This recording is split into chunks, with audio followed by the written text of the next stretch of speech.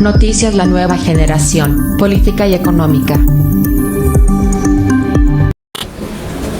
Buenas tardes.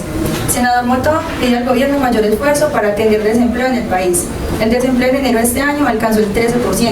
Por eso, el gobierno anunció la creación de la Misión de Empleo, compuesto por expertos para definir acciones a tomar. Carlos Fernando Motó le solicita al presidente Iván Duque invitar a diferentes sectores a esa misión. A través de una carta, el senador de Cambio Radical, Carlos Fernando Motó, le manifiesta al presidente Iván Duque su preocupación por la situación de desempleo que vive el país. En la misiva le pide además tomar acciones medibles para reducir la cifra de desocupados. Abro comillas. El gobierno anunció hace pocos días que vendrá una misión de expertos, misión de empleo, para encontrar soluciones a esta problemática, que la ha catalogado como el principal problema económico y social de Colombia. Acabo de enviar una carta al presidente para que esa misión sea ampliada, en la que puedan participar trabajadores, empleadores, academia y por supuesto el Congreso. Que todos los que podemos tener una opción de aportar a esta crisis laboral en Colombia lo hagamos, dijo el senador. También el parlamentario solicitó que el gobierno sea claro al determinar y establecer metas para medir el impacto de la visita de la misión, así como las recomendaciones que dé al Ejecutivo para enfrentar la grave situación laboral del país. Según el Departamento Administrativo Nacional de Estadística, en 2019 tuvimos una desocupación del 10.5%, el dato más alto registrado en los últimos 8 años en Colombia y que nos convierte además en el tercer país con mayor tasa de desempleo en toda la región, señaló Motó, recordando que en lo corrido de 2020 la cifra asciende al 13%, 19 meses del gobierno de Iván Duque y no hay acciones contundentes y claras para enfrentar esta problemática, enfatizó. Igualmente, el senador menciona, por ejemplo, que se han hecho pactos con el sector privado para promover la generación de empleo.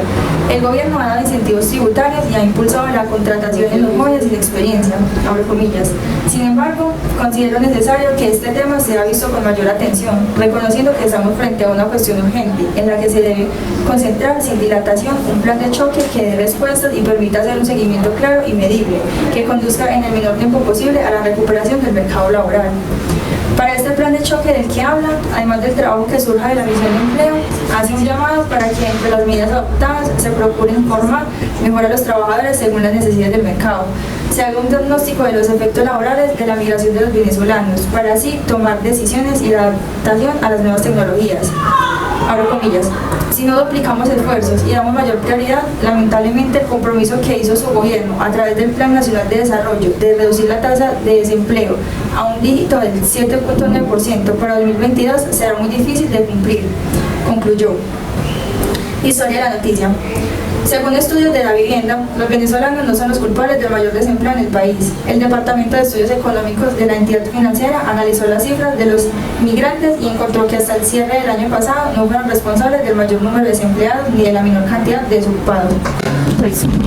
En resumen, la noticia quiere dar cuenta de la problemática que se está presentando en el país con el incremento de desempleados que en ese momento hay. Y el gobierno está tratando de buscar soluciones viables con el Ministerio de Trabajo, las asociaciones de trabajadores, empresas, gente que no tiene empleo, etc. Como dije anteriormente en la noticia, la llegada masiva de venezolanos a nuestro país en parte no afectó tanto las pocas oportunidades laborales que hay en el país, ya que las empresas últimamente están contratando a conveniencia y beneficio propio, ya que con el nuevo decreto que se estableció de que las empresas que contraten jóvenes recibirán un incremento o un subsidio, hace que excluyan a los adultos entre los 40 y los 50 años solo por contratar jóvenes y por recibir este dinero. Entonces yo creería que la mayor parte de la población desempleada son los adultos que necesitan un trabajo para asegurar su vejez con la pensión. Muy buenas tardes. Las obras que podrá realizar EPM para sacar adelante a Ilusban. EPM dice que tiene aval para seguir las obras complementarias. ANLA dice que la suspensión está vigente. Como una gran noticia, EPM dio a conocer en la noche del 2 de marzo la Autoridad Nacional de las Licencias Ambientales. ANLA. Faculta a EPM para avanzar con las obras que permitirán la generación de energía en el proyecto Ituango y así continuar garantizando la seguridad de las comunidades. Y es que el pasado 19 de febrero, EPM presentó en el puesto de mando unificado, PMU, los riesgos actuales de la operación del vertedero y las acciones a tomar para reducir los mismos. El anuncio dio a entender que se levantará la resolución 820 del 2018, impuesta por la ANLA a mediados del 2018 y que ordena a EPM suspender las obras de Hidroituango, excepto aquellas que impliquen la mitigación de contingencia del proyecto. Sin embargo, tanto EPM aclaró que esta resolución sigue vigente y que lo que solicitó a la ANLA no fue su levantamiento, sino la claridad para saber si las obras necesitan hacerse para mitigar los riesgos expuestos. Cumple con lo que exige dicha resolución. Las obras son las instalaciones de turbinas en la casa de máquinas para disparar la energía contenida en el ensamble. Las obras son la instalación de turbinas en casa de máquinas para disparar la energía contenida en el embalse, así como poner en funcionamiento el túnel de descarga inmediata. Por su parte, la autoridad ambiental indicó en un documento que EPM solo se encuentra, abro comillas, facultad para realizar obras que de acuerdo con el criterio técnico de la presa sean necesarias para disparar la energía del agua embalsada, garantizar la integridad del vertedero y así mitigar y reducir el riesgo asociado a la operación continua del mismo. Y como para EPM la instalación de las turbinas de generación hace parte de las obras para mitigar el riesgo de la precisión generada por el agua del embalse y el riesgo de mantener operando continuamente el vertedero, procederán con estas labores. Abro comillas. Vamos a empezar a moldear la parte donde están los generadores del 1 al 4, instalando los concretos y los blindajes para finalmente instalar los generadores, que sería a mediados del 2021. Para este entonces, esperamos que ya esté levantada la resolución, explicó William Giraldo, vicepresidente del proyecto de generación de energía. Actores en conflicto: Medellín, EPM, Hidroituango, la ANLA. Vicepresidente William Giraldo. Escenario: Hidroituango, Colombia. Historia. En 1959, el proyecto hidroeléctrico más importante del país está en riesgo. Hay 5 municipios en alerta máxima y hasta el momento más de 5.000 personas han tenido que salir de sus casas para preservar la vida. La historia de Hidroituango comienza en 1959 y hoy, casi 50 años después, no ha terminado. La firma integrada de LTDA presenta un primer estudio del posible desarrollo hidroeléctrico en el cañón del río del Cauca. Uno de los proyectos identificados por la empresa es el Ituango, 1971 a 1974. Estudios e investigaciones. Diversas investigaciones evalúan las alternativas de cadenas o cascadas para el aprovechamiento de la caída del río en la zona. Ituango aparece de nuevo. En 1979 a 1982, ISA y otras empresas nacionales comienzan el estudio de prefactibilidad entre 3 puntos del río Cauca, Farallones, Cañafisto e Ituango. En 1979, Farallones es descartado por problemas geológicos. Cañafisto e Ituango obtienen viabilidad técnica. Se determina que el primero podría deducirse de 1.200 voltios y el segundo de 4.270 voltios. En 1983 a 1986 no se necesita una nueva hidroeléctrica. La ejecución de Ituango, incluida en los diferentes planes de expansión del sector eléctrico, es postergada por una alta complejidad y las inexistencias de un mercado local para el consumo de la energía que podrá generar. De 1997 a 1998, el departamento de Antioquia, a través de IDEA y de el EDAI, crea la sociedad promotora Pescadero Ituango S.A. en la participación de más de 50 firmas de ingeniería. En 1998, la sociedad promotora contrata a la Integral S.A. y a ACRA Muneco para la revisión y actualización de los estudios de factibilidad realizada por el proyecto entre 1979 y 1982. En el 2000, el Ministerio de Medio Ambiente abre el proceso para estudiar la licencia ambiental del proyecto, pero la sociedad promotora no tiene el dinero necesario para pagar los estudios. Se realiza una asamblea especial para conseguir los recursos y encontrar los estudios ambientales y de prefactibilidad. En 2006, los estudios finales de la obra definen la capacidad instalada, que sería de 2.400 voltios, que se construirá en una presa en roca de 220 metros de alto y que la obra duraría a cerca de 8 años. En 2008, con la resolución 317, el Ministerio de Minas notifica que los terrenos necesarios para la construcción y operación del proyecto se declaran de utilidad pública e interés social. En 2009, el Ministerio de Medio Ambiente emite la resolución 0155, que otorga la licencia ambiental de la hidroeléctrica. En el 2010, el Ministerio de Minas y Energía aprueba la resolución 180577 y autoriza el pago de compensaciones por actividades económicas de la población impactada por el proyecto y comienza la construcción. Ideología capitalista. El resumen de la noticia trata de que actualmente Hidroituango está pasando por una crisis, la cual EPM quiere mitigar y corregir, ya que la ANLA a mediados del 2018 le pide a EPM para las obras que se llevan en Hidroituango, excepto aquellas que impliquen la mitigación y la contingencia del proyecto. EPM pide claridad sobre las obras que necesitan hacer para mitigar los riesgos expuestos que no cumplen con lo que dice dicha resolución. Opinión. Considero que uno de los aspectos positivos de esta noticia es que, si bien es cierto, en este momento Hidroituango está pasando por grandes problemas que se pudieron haber evitado si se hubiese realizado un mejor estudio del proyecto.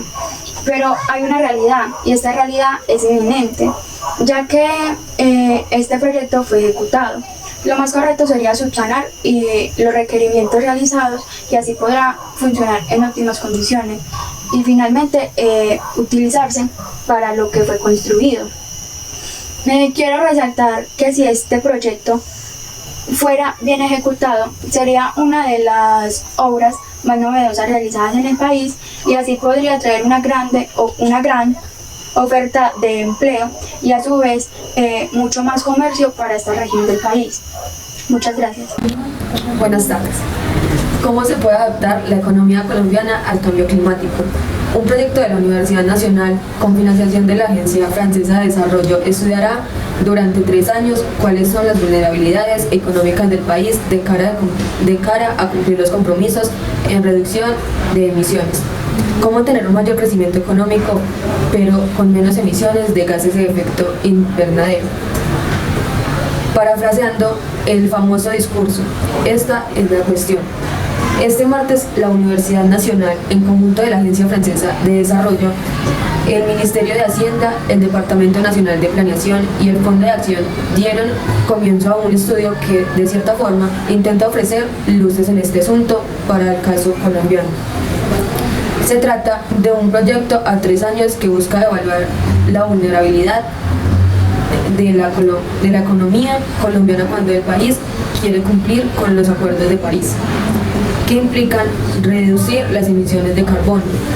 Cuenta Diego Guevara, profesor de la Escuela de Economía de la Nacional y director del proyecto.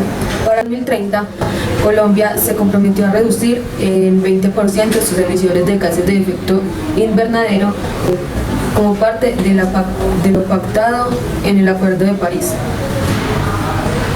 La meta entre estos asuntos puede representar serios cambios para una economía como la colombiana, altamente dependiente, por no decir adicta, a las industrias extractivas y los combustibles fósiles. De acuerdo con el dato más reciente de exportaciones del DANE, enero de este año, Colombia logró ventas internacionales por 3.423 millones, de los cuales los combustibles y los productos de las industrias extractivas tuvieron una participación de casi 61%.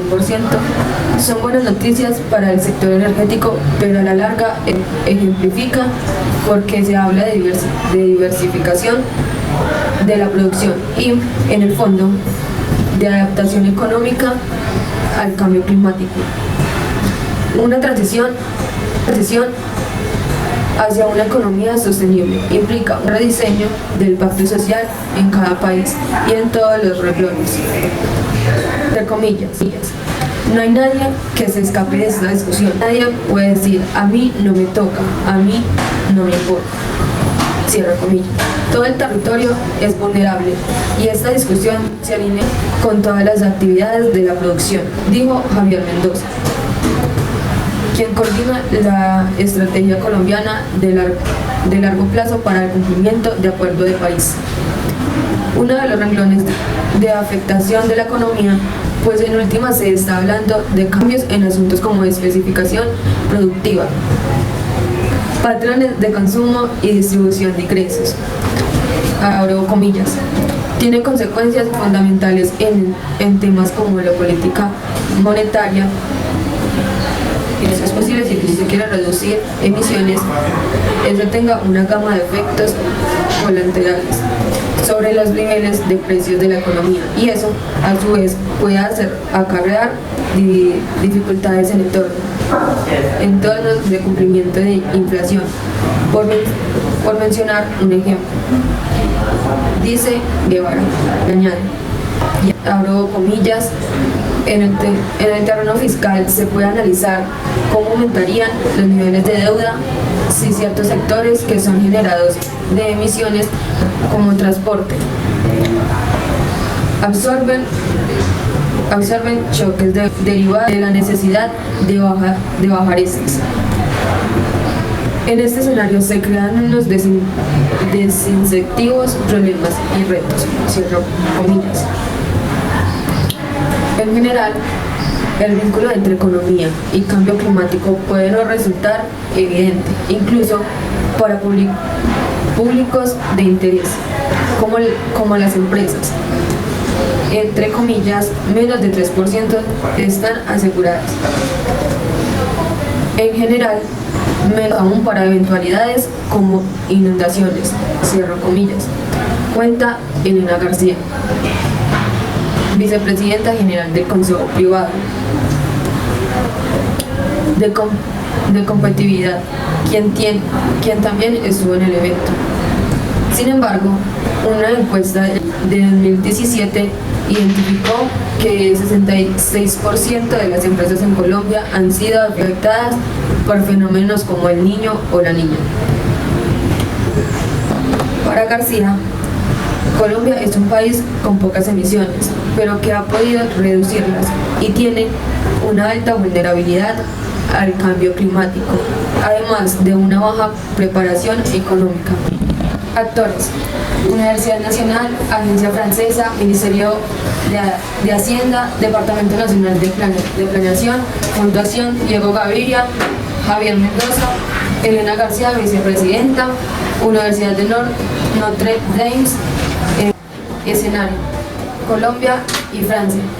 Para hablar de la historia de este artículo tenemos que remontarnos a la época de industrialización mundial, donde para Colombia nunca ha habido controles o han sido controles miserables frente a los usos que el comercio y la industria demandan. A estos se les suman los intereses de los grandes empresarios nacionales, donde estos minimizan o evaden los controles ambientales para sus objetivos personales.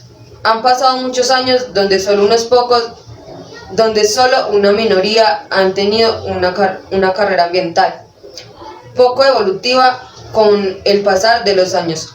Esto se debe a que son pocos los intereses en mantener un medio ambiente sostenible frente a la carrera evolutiva, destructiva y poco ecológica del ser humano. Colombia, después de tantos años, apenas está abriendo los ojos frente al riesgo inminente, que no mide entre las naciones si la una cuida o no cuida el medio ambiente. El riesgo es global. Por ende, gracias a unos pocos, una nación entera quiere volcarse a un cambio ecológico y ambiental real. Opinión: sería bueno que este proyecto se diera en Colombia, ya que así podríamos cuidar más el medio ambiente y ya no se estarían dando más fenómenos del niño o la niña. Pero el gobierno y los ciudadanos no se toman tan en serio este proyecto o este tema de cuidado del medio ambiente. Entonces, por lo tanto, no se estaría avanzando mucho en este tema. Aunque si se lo tomaran más en serio, podríamos llegar a un punto donde estuviéramos viviendo mucho mejor. Buenas tardes. El aborto en Colombia seguirá tal y como estaba, decide la Corte Constitucional. Las reglas del juego para abortar no cambiaron.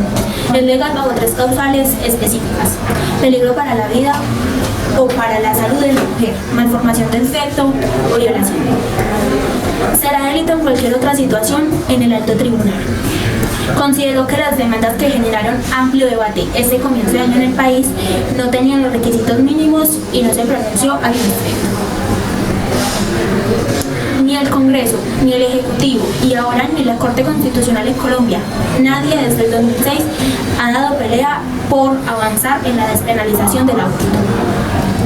Pese a que ejemplos en todo el mundo apuntan hacia esta dirección, este año la expectativa estaba de nuevo puesta en los 9 magistrados del alto tribunal, que tuvieron en sus manos la posibilidad de cambiar el rumbo. La esperanza de que algo cambiara estaba fundada en que ante la ausencia de la formulación de leyes o decretos, la Corte asumiría la responsabilidad, pues ya lo había hecho con temas como el matrimonio igualitario, la adopción por parte de parejas del mismo sexo o la protección de recursos ambientales. Pero la Corte Constitucional tampoco lo hizo. Este álgido debate sobre el aborto legal en Colombia tuvo un nuevo capítulo que enfrentaba a múltiples sectores de la sociedad.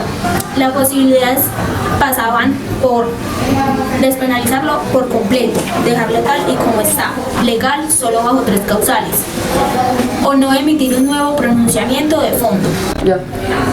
La historia trata de que el pasado 2 de marzo del 2020 los magistrados tomaron la decisión de dejar la toma de la decisión del aborto como estaba, con estos solo 3 causales que hicieron fácil de abortar, que son la malformación del feto, violación y peligro de muerte para la madre o el niño. Estos 3 causales son los únicos que pueden abortar. El magistrado Alejandro Linares y la abogada Natalia Bernal pedían retroceder en la toma del reconocimiento de estos únicos derechos. Sin embargo, la decisión de la Corte ya se había pronunciado desde hace 14 años. Los actores en conflicto son la abogada Natalia Bernal, Alejandro Linares, está la Corte Constitucional, que forman parte Alberto Rojas Ríos, José Fernando Reyes Cuartas, Diana Fajardo Rivera, Gloria Estela Ortiz Delgado, Cintia Pardo, Antonio Lizaro Campo, Carlos Bernal Pulido y el abogado. El escenario es Colombia. Esta noticia da cuenta a que el pasado 2 de marzo la Corte Constitucional tuvo una reunión con Alejandro Linares y la abogada Natalia Bernal para la toma de la decisión de el aborto. Quedó establecido tal y como estaba desde hace 14 años. Solamente tienen 3 causales para tomar esta decisión de abortar.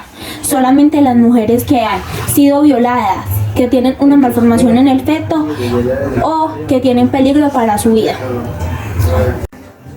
A mí me parece bien que la Corte Constitucional haya tomado esta decisión de dejar el tema del aborto tal y como estaba.